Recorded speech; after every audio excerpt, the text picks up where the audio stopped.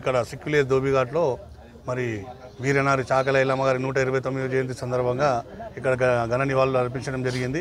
మరి ఎందుకంటే యావత్ కంటోన్మెంట్లోనే మేమందరం కలిసి ఇక్కడ ఒక మంచి విగ్రహం ఏర్పాటు చేసుకున్నాము వీరనారి చాకలి ఐలమ్మది.